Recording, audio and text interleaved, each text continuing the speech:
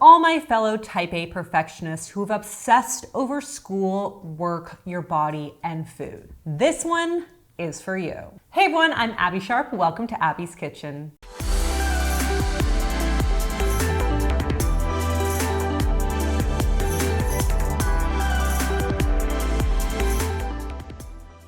Today we're going to be getting a little bit personal and talking about how my perfectionist traits may or may not have played into a disordered eating. A quick disclaimer here that I'm not a psychologist, but I did have a chat with my sister who is a psychologist, but I'll mainly be discussing this from personal experience and from the research on disordered eating. There are also a lot of different schools of thought on chronic dieting and disordered eating etiology, and we're just going to be zoning into a few. Also, if you are not already subscribed, get on that today, and also check out my description to download my free Hunger Crushing Combo ebook for some healthy and meal snack ideas. Super quick here, folks. I really want to talk about my sponsor today, Hom Glow. So I have 2 kids and a dog, and yet my husband says that I'm probably the messiest out of everyone. Hashtag ADHD. But this is a conundrum for me because I cannot work very well when my space is feeling disorganized and messy. So Hom Glow is a 5-star cleaning service with super affordable prices. Way cheaper than most services that we've paid for in the past, and also way cheaper than marital therapy, which I would probably need because when the house is approaching dumpster fire territory of disarray, we are gearing up for a massive blowout. But anyway, the way it works is you go to Hom Glow's website to choose the day and time that you're looking for and the duration of your cleaning, and you're able to see all the available cleaners along with their background checks, photos, and reviews. So if you work with someone that you really liked in the past, you can rebook that same person. And you can schedule it for that week or a month from now if you want to rebook your cleanings on a regular basis. You can also sign up for their Forever Clean membership, which saves you $30 per hour on future cleanings, or unlimited cleanings for $19 an hour, all of which are backed by their happiness guarantee. And what I love most of all is that 100% of the cleaning fees and tips go directly to your cleaner. So of course they're also incentivized to do a great job. Yeah, I just feel like I can work so much more efficiently and calmly in my space when I'm not staring at a bunch of piles. So if you want to stop fighting with your partner over who made what mess and just take a huge domestic duty off of your plate, go to homglow.com/Abbey Sharp or scan the QR code on screen to get your first cleaning for only $9. Okay, so let's just kind of start out with a little story time here. My perfectionism has kind of been like death by 1,000 cuts. In short, it's given me everything and taken everything all at the same time. It's made me push and succeed, and it's made me quit and fail. But honestly, if we're to kind of net things out, it's probably done more harm than good. So here's a quick little rundown of how perfectionism has played out in my life. In grade school, I danced competitively and won trophies literally every time, but I would cry myself to sleep in anxiety about messing up. Then in high school, I traveled to London and New York working with producers as a professionally trained singer. But eventually, my perfectionism and performance anxiety kind of edged me out. Then between high school and university, I transferred my perfectionistic tendencies to food, suffering from a very severe case of orthorexia that very well could have taken my life. In university, while in recovery, I drove myself into burnout fighting for the highest grades in my class. I'll show you how valuable Elle Woods can be. I cried for days when I got an A on an assignment instead of an A+.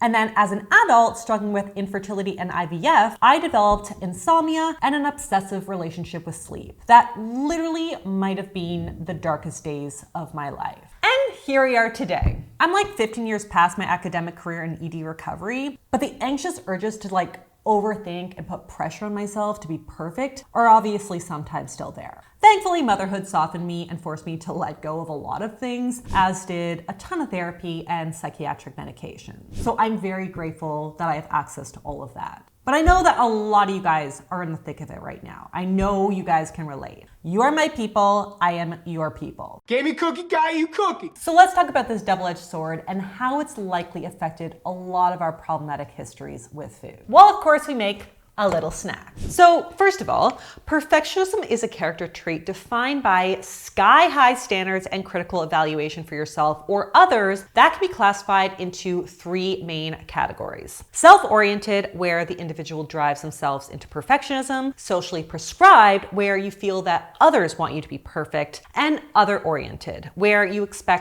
perfectionism from others. Now, there's a couple of scales that measure perfectionism. So one is called the Frost Multidimensional Perfectionism Scale, and it looks at things like doubts about actions, concerns over parental expectations, high personal standards, and concern for precision and organization. Comment below right now if you can relate to any of that. And obviously, some level of perfectionism isn't entirely bad. So sometimes it can push us to stay motivated or do really hard things or reach super lofty goals. According to my very unscientific media sources, super successful celebrities like Steve Jobs, Lance Armstrong, James Cameron, Emma Watson have all claimed to be perfectionists. I've basically always said that my perfectionism is great for everyone, but not so great for me. So more often than not, perfectionism becomes maladaptive. And while it's not an official mental disorder, it is heavily correlated with mental health conditions like insomnia, OCPD, depression, anxiety, ADHD, and EDs. We're going to talk a lot more about that in a hot minute. So like a lot of mental health conditions, now I have peanut butter matcha. See, mistakes can be delicious. Maybe not. But like a lot of mental health conditions, basically perfectionism in young people is on the rise. With one study of over 40,000 college students from 1989 to 2016 showing a significant linear climb. Millennials are apparently thought to be the generation with the greatest perfectionistic tendencies, although it's very possible that Gen Z will very quickly outdo us once we have more updated stats. And there's a bunch of potential reasons why this might be. Number one, let's talk about some of the major societal and cultural shifts that millennials and Gen Zs have seen when compared to our parents and grandparents. So individualism has been steadily on the rise since the 1960s, which has likely contributed to us wanting to be better than our peers. And honestly, we kind of have to. Unlike our parents' generation who could barely graduate from high school and be guaranteed a pretty decent paying job and home ownership by 35, many millennials and Gen Zs are stuck with multiple degrees, tons of student debt, and little chance of owning anything, possibly in their entire life. The result is that we're basically all burning out trying to be better, stronger, faster, harder than our peers, and likely it's fueling our perfectionistic tendencies. If there are 1,000 A+L Woods applying to Harvard, then you gotta stand out. And you're gonna need a lot more than a pink scented resume. I think it gives it a little something extra, don't you think? Now, further perpetuated by this cultural individualism is how we are raised. So perfectionism actually does seem to have some potential genetic factors, but it's also highly influenced by our familial environment. This is particularly evident between mothers and daughters, where one study found that moms who were perfectionists were significantly more likely to have perfectionist daughters. But mothers to daughters aside, there's just a lot more pressure put on kids right now. One meta-analysis found that in response to rising societal increases in competitiveness, individualism, economic inequality, and pressure to excel in school, parents have just become increasingly more demanding and controlling. And the result may be children who are much more self-critical and fearful of disappointing their others, themselves, or both. I don't know, as a parent who is obviously also a perfectionist, this kind of scares the shit out of me. I don't want this for my kids. And then there's probably one of the most relevant potential causes of perfectionism here, the role of social media. So social media is kind of like our generation's co-parent. It's where we go to get advice on literally everything from contouring tips to weight loss to how to fend off an attacker in your apartment. Sometimes helpful, but also sometimes not. So research suggests that social media burnout, which is a relatively new psychological phenomenon, is associated with socially prescribed perfectionism, self-oriented negative perfectionism, and metacognitive beliefs about uncontrollability of thoughts and dangers. And yeah, that makes sense. We got color coordinated feeds, curated photo dumps, and highlight reels of people's lives. When all we're seeing is perfect, perfect, perfect. Perfect, perfect, It sets the bar really high. And body image issues are also obviously on the rise, thanks again to things like Facetune and professional ring lights and curated angles, etc. So yeah, the expectations for what we're supposed to look like has gotten really twisted, literally. As you know, there are people out there whose entire job is to sell perfection, even if that takes dangerous diets and 1,000 hours in the gym and plastic surgery, etc. And don't get it twisted. If you guys have seen my video on cool sculpting, you know that I'm not anti-plastic surgery, but it needs to be transparently part of the conversation. Now, obviously, if you're here, you know that social media also drives perfection in our diets. I mean, just look at a lot of the What I Eat in a Day videos that I've reviewed. We're in an echo chamber where, drinking 5 low-calorie beverages and building a 20-ingredient power bowl every day is like presented as the norm. If you are not starting your day with like chlorella, sea moss, lemon water, and AG1, are you really taking care of your health? Which brings me to disordered eating. Does consuming this non-stop kind of perfect diet content on social media cause eating disorders? So one study on over 600 women found that the greater the Instagram use, the higher the likelihood of orthorexic tendencies, with 49% of the sample showing symptoms. 49%! That's a lot! So the question is, how does our perfectionism play a role here? Could perfectionism be the missing link to explain why some people can see a creator sharing their 72-hour fast and can just whoop, scroll on by, while another person could see it and think, yeah, I better skip the next few meals? Well, it's probably not the only factor, but perfectionism does significantly increase the risk of developing an eating disorder. The two are very strongly intertwined and connected, with one study finding higher levels of perfectionism in anorexia patients compared to the control group. And this makes sense, seeing as people with EDs tend to hyperfixate on the perfect body or the perfect weight or the perfect diet. EDs and perfectionism are also both characterized by extreme rigidity, negative self-talk, obsessive thinking, and fear of failure. Hildy Brecht, who is a well-known eating disorder psychiatrist, once said that patients with anorexia are every parent's and every teacher's idea of perfection. I don't know about you guys, but I definitely feel seen. And speaking of parents, because you probably know where I'm going with this here, seeing as we've talked so much about almond moms on my channel and on my platforms, but there's plenty of research linking parental, especially maternal weight concerns and dieting with negative body image, poor self-esteem, disordered eating, and chronic dieting in their kids. So when parents are perfectionists and dieters, and therefore are demonstrating and celebrating and encouraging both of these tendencies and behaviors, you can see how this could create a perfect storm for an ED. So, if you guys are still here, you're probably A, a perfectionist, and B, have struggled with your relationship with food and body. Or C, you're just like a super fan, and for that, I love you. The good news is, I made these balls much bigger than I probably should have.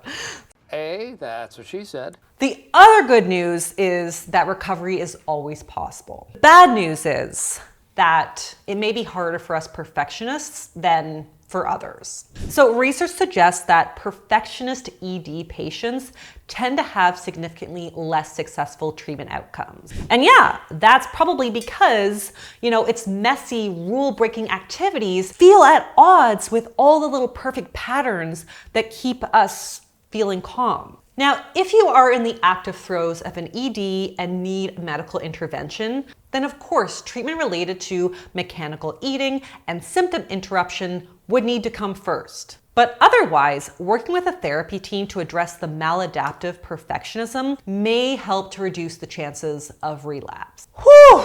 So that was a lot of uncomfy little truth bombs to process, especially for myself. I mean, I'm a perfectionist mom with an ED history. I am worried sick about my own kids. But thankfully, a huge part of my journey has been to try to really discern which of these traits and tendencies serve me and which don't. I'm still in the active process of trying to unlearn a lot of the maladaptive moments of my perfectionism myself. But I thought I would share some of the little strategies and the mindset shifts or things that I've tried that have worked for me, particularly if you are struggling with your relationship with food and you feel that your perfectionism might be getting in the way of you finding food freedom. So number one, get help when you can. So as we've discussed, perfectionism is a personality trait. It's not a mental health disorder. So it's not something that we can necessarily just completely cure or abolish. But mental health therapy, especially cognitive behavioral therapy or CBT, has shown some efficacy for managing maladaptive symptoms. Now, CBT has been a huge part of my own mental health journey over the past 20 plus years. And while it is a painfully slow process, I do believe it absolutely works. And if one-on-one therapy is not an option, there's also some great data on structured support groups or school-based intervention with elementary age children. And there's also a lot of great self-help books written by experts in the field. So one of my favorites that my sister gifted to me many, many years ago is called When Perfect Isn't Good Enough. I don't know, it might be worth just adding that to your Amazon cart. Now, tip number 2 is to embrace mistakes, mess, and chaos, as I do. Throwing myself into chaotic, unstructured, imperfect eating was actually the first step to my ED recovery. And it definitely worked, but then I basically just shifted my perfectionistic tendencies onto something else, which at the time was school. And it wasn't until I had kids and things got really, really chaotic and messy that I was able to actually let go and see true flexibility improvements in all areas of my life. As with a lot of treatments for mental health disorders like insomnia, OCD, anxiety, and eating disorders, overcoming a lot of maladaptive perfectionism for me came down to exposure. So one of the activities that I do with myself, but also with my kids, is purposefully making mistakes. So I'll color outside the lines, or I will send a rushed email with typos in it and not give a I will bake or make something without a recipe, as I did. I mean, this ended up way stickier than it probably should have, but guess what? It's gonna be all right. The important thing here is to gather evidence that these small little errors or mistakes, they don't result in anything catastrophic. I still have a job, I still have a family, I still have a roof over my head, my kids are healthy and alive and happy, etc. And it's scary to take those little leaps of faith, especially for us perfectionists. But challenging those innate fears is a really, really important part of letting go. So tip 3 is to recognize that more is not necessarily always better. Perfectionism can often drive us to set the goalpost higher and higher, which basically leaves us feeling like we've always failed. We're never good enough. We're never going to reach our goal. And this is definitely an area where perfectionism and eating disorders intersect. It definitely was for me. So what started out as me making some moderate diet changes like ordering salad with my burger instead of fries quickly evolved to me cutting out all sugar, all fats, and all carbs. Same with folks with restrictive EDs like anorexia. It might start off as a quest to lose a few pounds, but the goalpost quickly becomes overtaken by this assumption that if some is good, more is better. Until obviously it's not. Now, one thing that's been helpful for me is to write down all the little tiny goals in my day, even the seemingly menial tasks, so that I can kind of stay in the now. And then each time I check one of them off, I get this little sense of satisfaction and a hit of dopamine. So I don't have that drive and need to push it harder or faster or further and then ultimately burn out or take it to a dangerous extreme. Seeing those little mini successes is also a good reminder to myself when I'm being hypercritical that I have done a lot of great things, which really helps to downplay the voice telling me that it's not enough. Hold that thought. I gotta wash my hands. This is about as long as I can tolerate this. And tip 4, and probably the most important for a lot of you guys who are watching, is to take a social media break.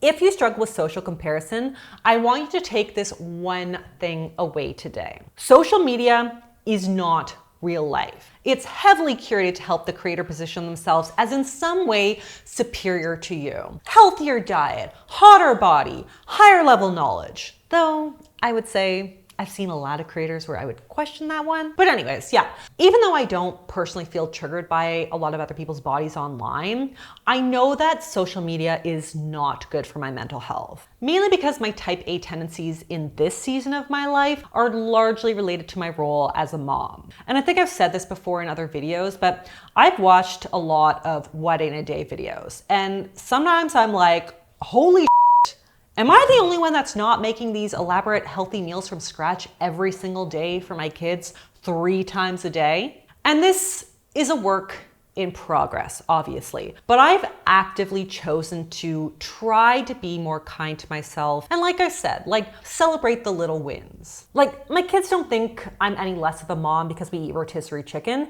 instead of me like schlepping out my Ina garden book. I know I'm an amazing mom. I know I'm a great wife, and what I lack in domestic cleaning skills, I make up for with some food that my family will sometimes at least eat. That's a win, right? So yeah, sometimes you just gotta look at yourself in the mirror and say, bitch, you doing a good job. I mean, that's what I do anyway. But on that note, I hope this was helpful for those of you who are struggling with perfectionism and your relationship with food.